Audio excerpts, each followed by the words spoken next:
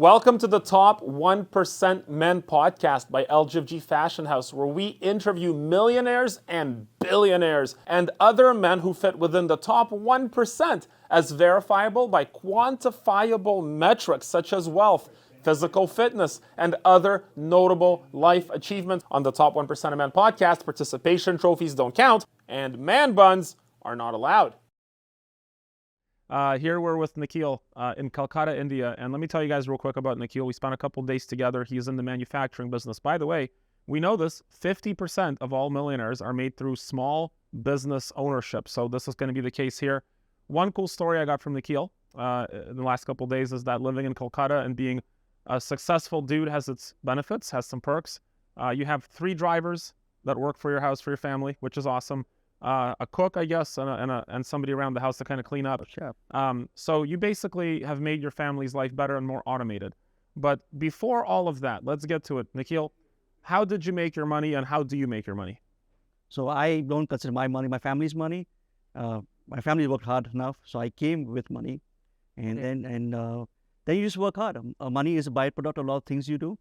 You work hard. You got to have luck. You have to have a good team. When all the forces come together, money is a byproduct. Let me pause that for a second. So your family did have some money to help you get started. It did, yeah. So I just want to be very clear because some people watch it like, oh, of course. Well, just keep in mind that only about 20% of millionaires have any inheritance at all from family. That's 1 out of 5. 4 to 5 millionaires did not have that, but that's okay because we want to make sure we get the whole spectrum of top 1% of men. Can I ask you a question? Did your dad also come from money and did your grandfather? No. So your dad didn't. So let's talk about that. So my dad and my uncles and all started the business. And as you said, all the forces came together. We made money. But what were they like? So how did they grow up? So they grew up, and they grew up in a congested, small flat, a lot of kids, playing with the neighbors and things like that. And that was the normal then, right? So they weren't wealthy. They weren't well, So when they started business, it went well. I came into a affluent family. Let's put it that way. Let's talk about it for a second. I want to talk about your dad and your uncle because we're going to get to you too. So they're growing up. They're not affluent. They're not doing great. When was this? What years were they teenagers and sort of adolescents? It's the late teens or early 20s. But in terms of what year was it in the world? 1920, 1940? So 1976 is when we started. Okay. So they're growing up in the 60s. Yeah. In India. Yes. And the 60s in India, this was a third world country, basically. It was a licensed garage. We had no exposure to the outside world.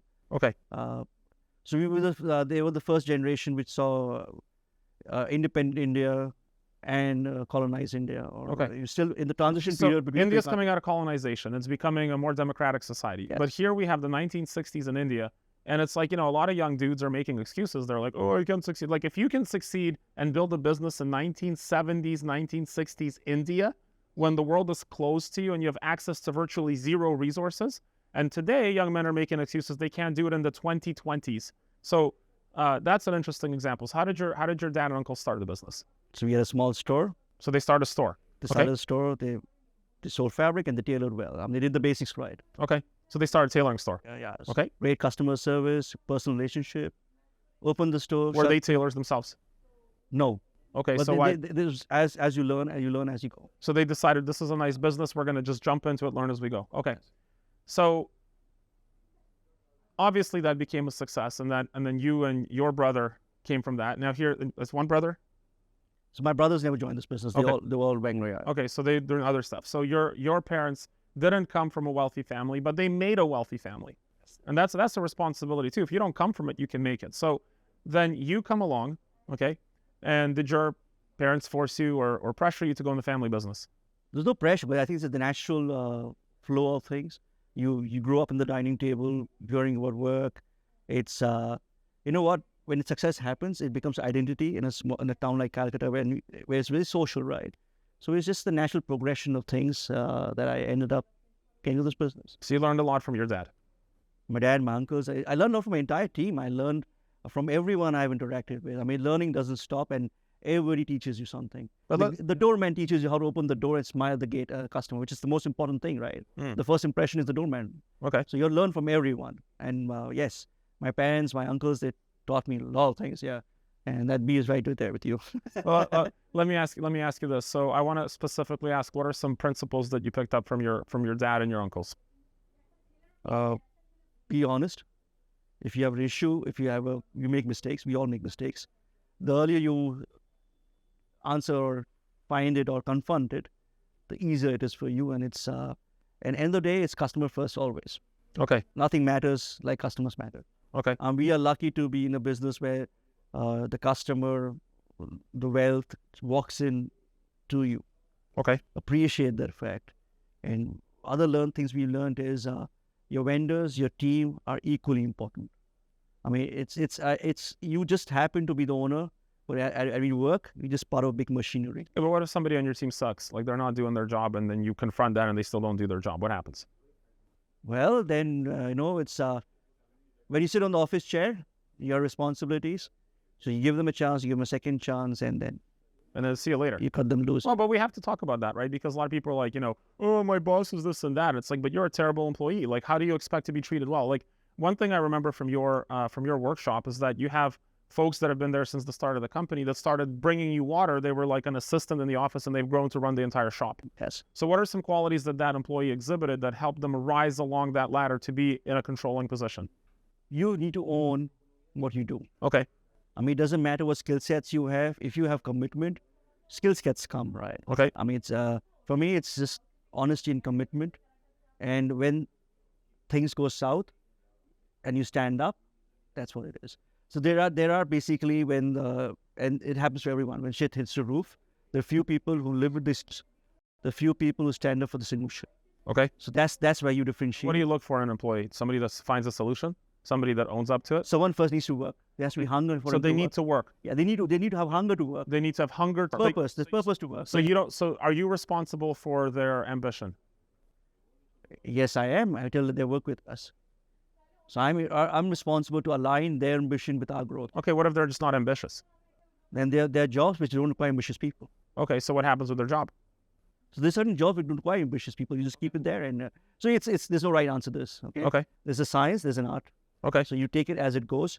You make mistakes. You learn, and as I said, this is all gray. There's no right answer. Okay. So you keep doing it. It's an ongoing process. You keep doing it. You keep doing it, and life goes on. Yeah. Okay. I want to get to the real truth, though, because you're trying to be politically correct and you're saying all these nice things to sound like a good CEO. But let's get real. We had cigars yesterday, and you said that you're very intentional about the people you keep in your life and the people you don't let into your life. So how do you choose the people that you keep in your life? It's simple. You follow your hunch. Okay. Tell us about that. What does that mean? So when you interact, I mean, I believe in vibrations. If there's a negative vibration, and it's not the first instance. You give them a couple of chances. Maybe you carry some weight from the previous conversation. You just having a bad day, and that comes out in what you think the person is. So you got to keep your multiple chances, and there's a hunch. I mean, there is no right answer. There's no. But here's the thing: you have you're an owner of a business that comes from a family where you had positive role models that you could emulate. 70% of young men today are growing up in a fatherless home in the West, so they have no positive example whatsoever. So you're coming in saying, follow the hunch, but their hunch is so miscalibrated to the truth. And what we see happening is they make a mistake by getting associated with the wrong people, and then they do it again and again and again, and it just keeps repeating itself. So how do you calibrate that hunch in order to maximize and optimize opportunity? You make mistaken hunches, and like I said earlier, it's okay to make mistake. It's how fast you address the mistake and overcome it. Okay. What does that mean to address your mistake? Just accept that you were an idiot sometimes. So just say, hey, I messed up, man. I messed up. That's okay. And that's a big thing to say, right? Yeah. And go in front of your team. So guys, I messed up. Let's make it correct. It's on me this time. Okay. It's on me. So it's as simple as that. I messed up. Let's make it right. And it's okay to say that. Yeah. Because if you don't say it, people who mess up in your team, they won't say it also. Yeah, right? yeah. So as an organization, it's okay to say I messed up because our motive is together. Yeah. Any organization which has individual motives doesn't move forward. It's incredible how difficult it is to find a person that'll just own a mistake. What's that? That's my phone. So. Okay. Sorry about Should we that. wait until it ends? Okay. So it's crazy to me. I'm absolutely blown away by how difficult it is for people to admit their mistake and just gaslight others and say, oh, it's your mistake. They just won't own their mistake. So what happens if somebody on your team doesn't own the mistake? Like they know they fucked up, they fucked up, but they won't say it. Let it go, address the solution. Don't focus on the mistake too much. Okay.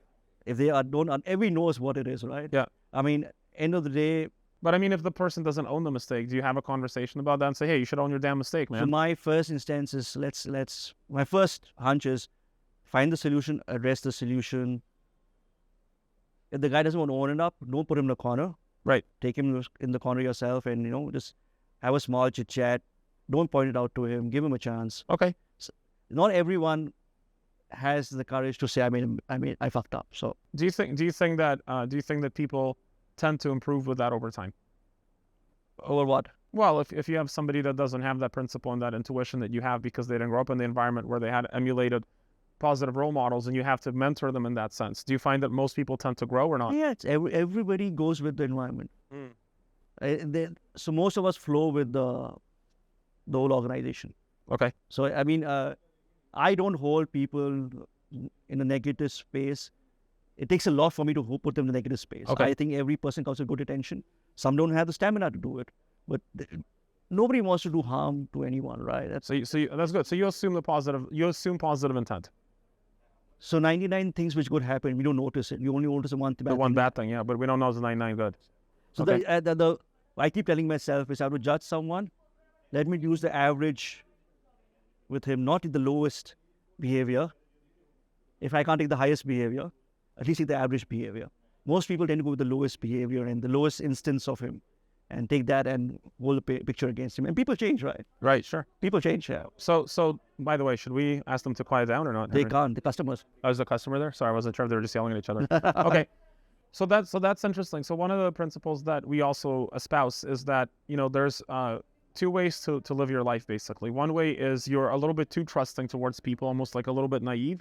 And another way is you're not trusting enough and a little bit cynical. And the argument that we make in our organization is it's better to be a little bit more trusting than it is to be a little bit less trusting. Because if you're a little bit less trusting, you're foregoing opportunities to grow because, there are people around you with positive intent, and you're foregoing opportunities to grow others. So from a leadership perspective, I'm not saying that in life you should be stupid and naive. There's definitely a line, but if you have to risk one, being a little bit more trusting is better than being a little bit less trusting.